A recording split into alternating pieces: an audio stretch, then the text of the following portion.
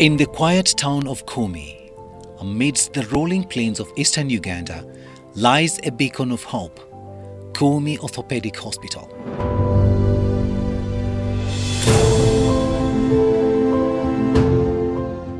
The whole idea is that it has to be evidence-based treatment.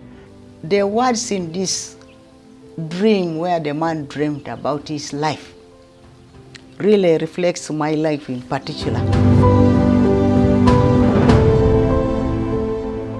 We come in here to get ourselves back to normal. We have to exercise to keep fit. For over a decade, this facility has been a sanctuary for the vulnerable, offering life-changing care to patients across Uganda and beyond.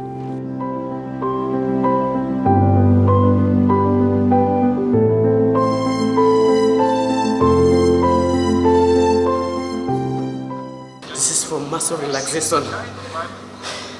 This is the story of resilience, healing, and the unwavering spirit of a community dedicated to transforming lives.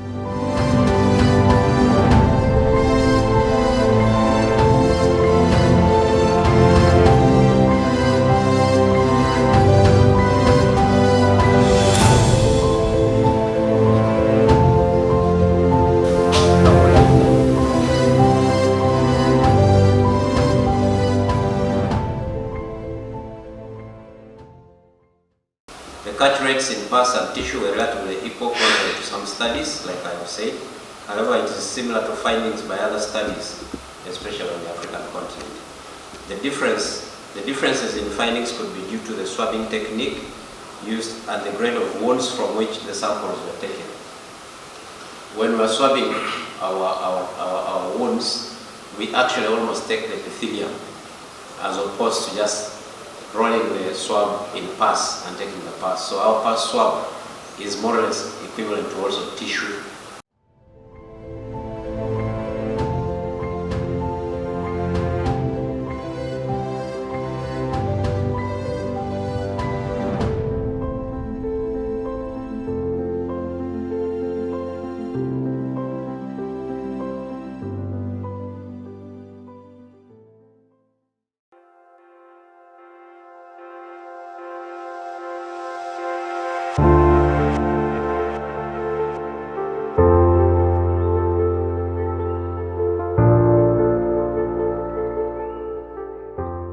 Kumi Orthopedic Hospital was established in 2011 as a small community clinic addressing the growing need for specialized orthopedic care in the region.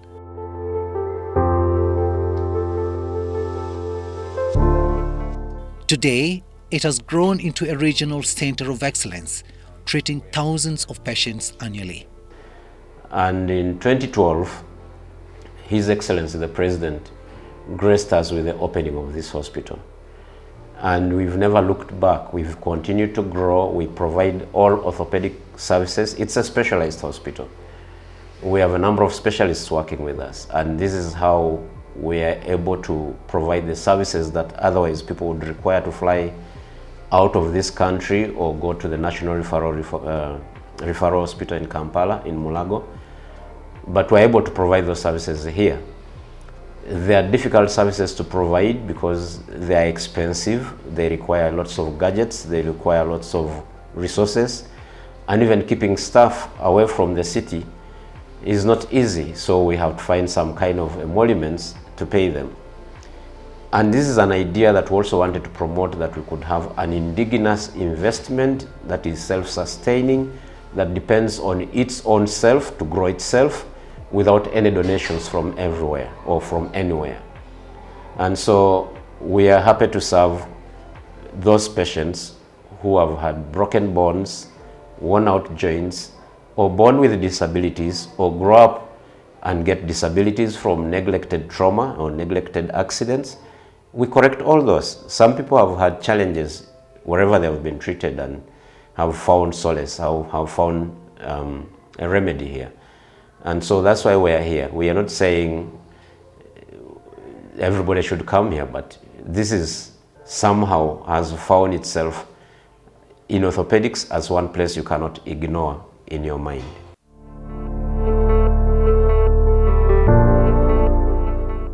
The hospital's service extends far beyond treatment. It is a lifeline for accident victims, children with disabilities, and those recovering from devastating illnesses.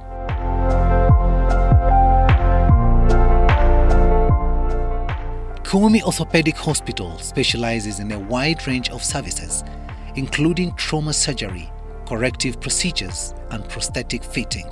Its multidisciplinary team ensures holistic care, addressing not just the physical, but the emotional and social needs of patients.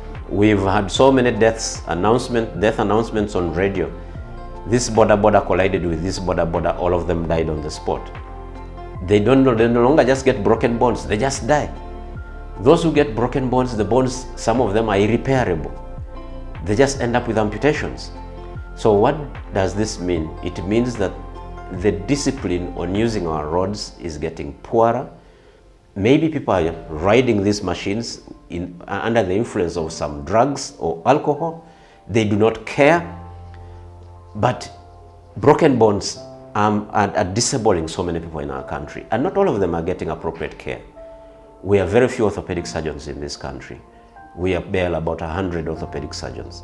But a majority of these patients actually tend to go to traditional bone setters, and many of them leave the traditional bone setters with complications, and that's when they look for us. They come when the situations are very complicated and difficult, and then the treatment becomes very expensive and they do not have the money. This is very disheartening, and our population should really think. In this room, we actually help patients and people who want to engage in fitness to try and improve their abilities. We work on joints, we improve muscles, we improve function, and that's for patients who have actually sustained problems with bones, problems with their joints, problems with their muscles. So after, say, surgery, these patients take them through a process where they can get back to doing their normal daily activities. And for those who engage, say, in sports, we help them get back to their normal sports activities. Over the years, the hospital has touched countless lives, serving as a model of compassionate care in the region. Approximately 30 kilometers from Kumi town to Ngora district stands the homestead of 70-year-old Margarita Aryonge Telima. Here, she is popularly known as Amusugut. The writings on the wall of one of her houses resonate well with her story of recovery from a knee injury. And this is how it happened. 3 vehicles collided, and I was in one of them. The one I was in was a taxi, and the others were, I think, private vehicles. And, the survival was, I would say it was God's grace, because some of my friends actually died in the taxi where I was. So because of that, I developed some problem with the knee and my back. They worked on it sometime, but I think it wasn't good. So it started paining again. That's when I went to Dr. Kore. But survival for that day wasn't easy, because a number of people died in the very taxi I was in. So it is just God who stood by me. There is something which happened 2 days before that accident. We had a meal in a family friend's home. And then there was a visitor who came and visited from UK. Now, as we were seated talking, he actually asked me, do you think you have done enough work for God? Do you think you have done it? And I said, I think I have what to do. I still have a lot to do. So when that accident happened, I think it reflected what I said that day, 2 days before the accident. And I remember it up to today. Because I committed my life to doing a lot of activities and doing a lot of helping people. God really saw my side of it and allowed me to survive. I became unconscious. I just realized that there was a bang and somebody was shouting, Mukasa Pude, that woman has died. My mind was saying, who has died? Who's that lady?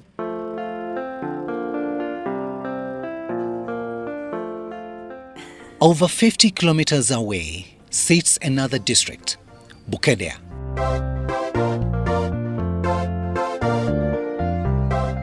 Komriachere Cell, Komriachere Parish in Kongunga town. Here we find the family of 22-year-old Akitoyi Emmanuel.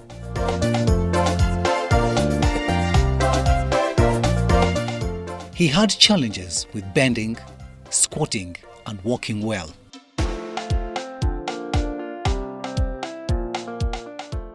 There are so many machines there. He could sit in the machine and start riding a bicycle, bending, stretching his back. He could take them for that physical exercise where the machines are in orthopedic. Akitoyi, himself a medical practitioner, is the firstborn in the family of 4 siblings.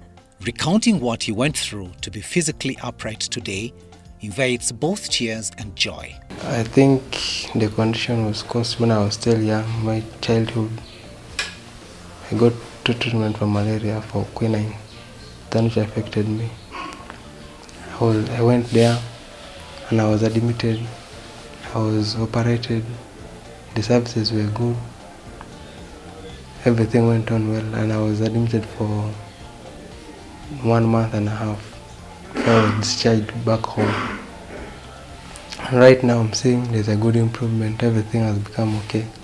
I can now walk well, I can sit, I can bend very well. So I really appreciate the services I was provided. His parents, both in their 50s, are all nothing but appreciative. The biggest worry was his future was blocked in very many situations because he could not work, could not dig, could not help himself or squat, even carrying everything. So it was a bit cut off from many things. In fact, we were scared that maybe the boy is not even going to produce, but now we are very happy as parents because he has a madam and he has a daughter. Now we are just very happy. We thought maybe the man is going to be destroyed because, you know, cutting the buttocks, maybe they can cut some veins and somebody can remain there like without children. But we are happy. The boy is okay. He's active and he's now fine. He can do his work normally. He can go to the garden and dig. We couldn't believe that the boy would come to that normal station now, the way he was before. So after that operation, he's now normal. Their services include general orthopedics, pediatric orthopedics, joint replacements, spine care, trauma, physiotherapy and rehabilitation, diagnostics, MRI scan, digital X-ray and ultrasound scan. We do screening outside because there are quite a lot of questions that we have to ask the patient, and most especially what we are interested is ruling out whether the patient has any metallic implant within the body, okay? Because that will affect the images that we would be able to acquire, affects the signal of the machine, but also the machine may be able to pull out this metal, and that will be disastrous for the patient. So we have to make sure that the patient is fully screened outside before we bring the patient here. So when the patient comes into this room now, depending on the part of the body we are going to image or the doctors are interested in, we use what they call coils. The patient is put on that table, okay, like how that patient is lying. And then actually before even the patient lies there, we have to choose a coil. These ones are called coils, okay? They help us in acquiring the images. This is specifically used if we are acquiring images for the neck. And then this is used when we are doing the brain, okay? And then this is one of the body coils. This one is a larger size. We have 2 body coils. What I've used the other side is a smaller size. So depending on the size of the patient, you have to choose. And then this one specifically is used for scanning the knee, okay? And then there's this smaller one, okay? This smaller one here is used when we want to scan your wrist joint here or the hand. So once we have put this coil there, we place the patient and place the part that is supposed to be examined on the coil, depending on that. And then I have also to explain certain things to the patient before we actually begin the examination. What is very key is that the patient is not supposed to shake throughout actually the process of examination. It takes professionalism, quality, creative, affordability, timeliness, efficiency, and integrity, among other values, for successful treatments. When we receive them, basically we receive them at the reception. If they have had admission, we welcome them.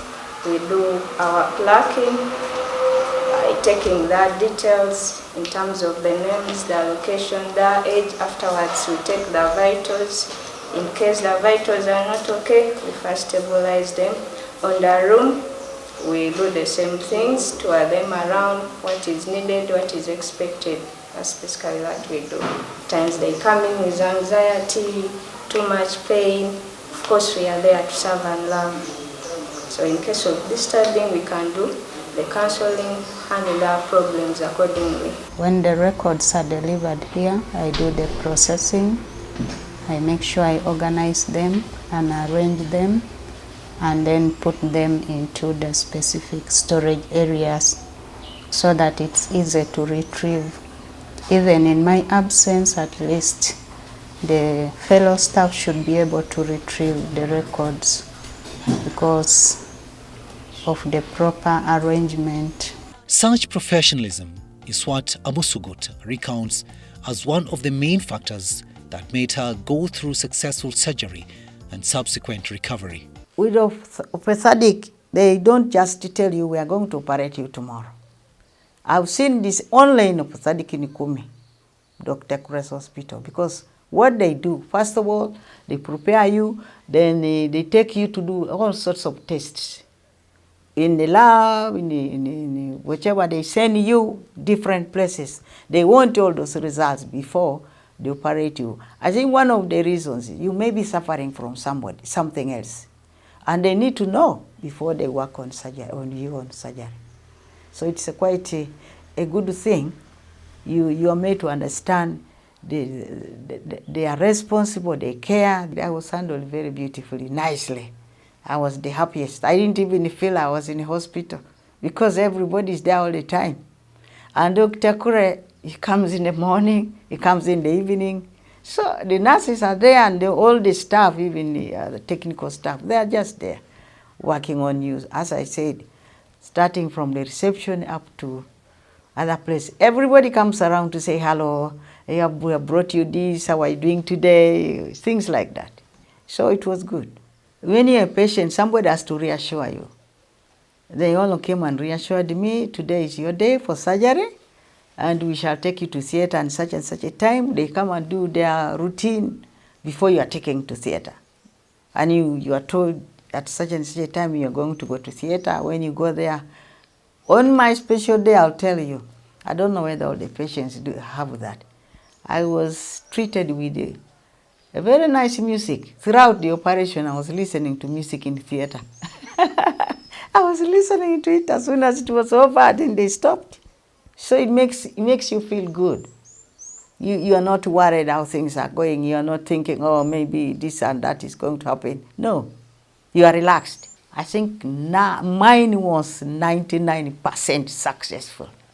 Because up to now, as I'm seated here talking to you, my knee is fine. It is very fine. You tell me to stretch any corner of it, I'll tell you if you brought a ball, I'll kick it right here. Because it is good. I like it. So the pain I had has gone. I'm really happy.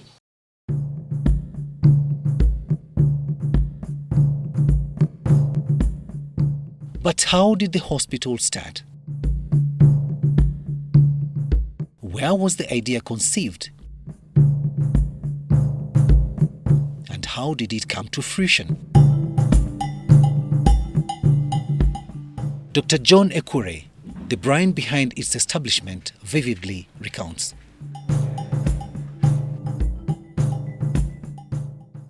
I went for a fellowship in South Africa at the University of Pretoria in 2005.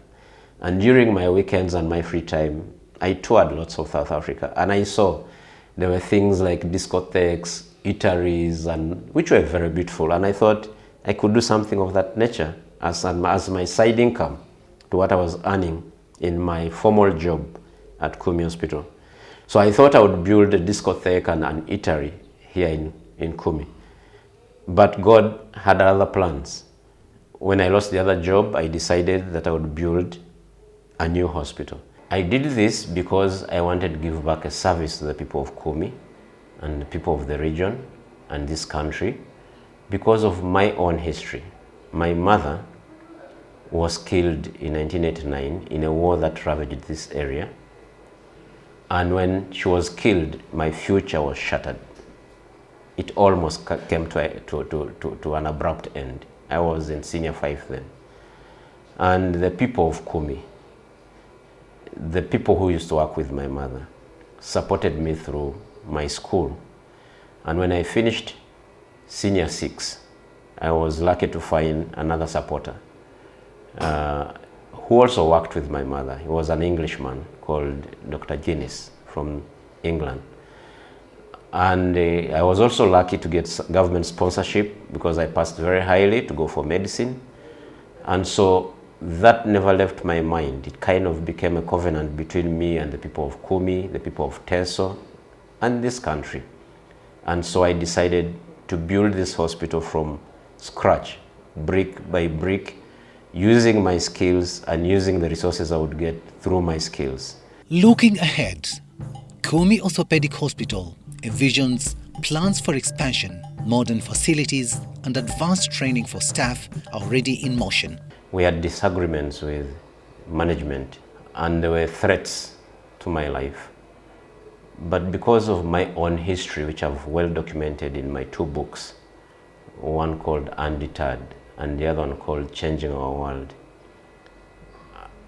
I decided that I would never have to leave my people, leave the Kumi area for any other place. So where this hospital sits on now is the land that I had bought for a different purpose. But when I lost my job, I decided that I would want to continue serving the people of Kumi, and I decided to build my own hospital. We are getting involved in the training of students, especially from the nearby university, Soroti University, and we think we shall grow to expand to training, and we will also want to train orthopedic surgeons. As of now, we are giving them pre-qualification training, but we want to train ourselves and train others so that we can do a better job and serve our communities better. And how do we combat these resistant infections? It is by doing what we call antimicrobial resistance monitoring. And you do that by doing culture and sensitivity of specimens that are taken from the patients who either come in with a pus or pus-forming organisms, or who develop them while they're on our ward.